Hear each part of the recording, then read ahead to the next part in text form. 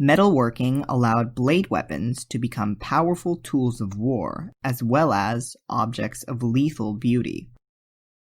The earliest metal weapons were made of bronze, a metal that combined copper and tin. Bronze was used in ancient societies from the Mediterranean Sea to China. Bronze is a relatively brittle metal, so bronze weapons had to be rather short and thick. Iron came into use later, after 1000 BC, and it took craftsmen much longer to master it. The earliest iron weapons were sometimes made of meteoric iron, which remained a high-status material in some cultures, as with these more recent Indonesian blades. As late as the Roman Empire, iron weapons were still kept short to keep them from breaking. The sword truly came into its own during the Middle Ages, as blade makers learned how to make long blades that could stand up to the punishment of battle. Most swords were actually made of steel, which is iron with a small amount of carbon in it. Ironworking involved heating the metal in a charcoal fire, and since charcoal is almost pure carbon, steel has been around for as long as iron.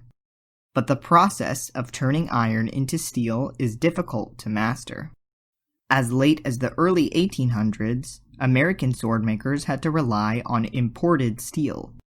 As with this Spanish blade fitted with a locally made American hilt.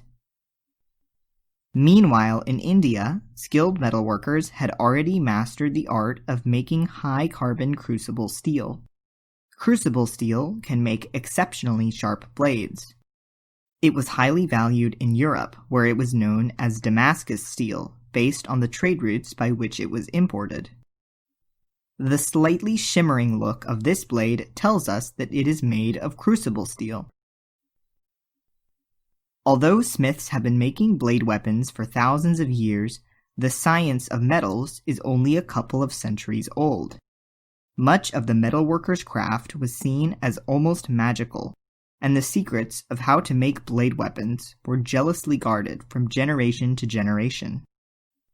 Wherever blade weapons were in use, they were seen as objects of beauty, status, ritual, and even magic, as well as weapons of war.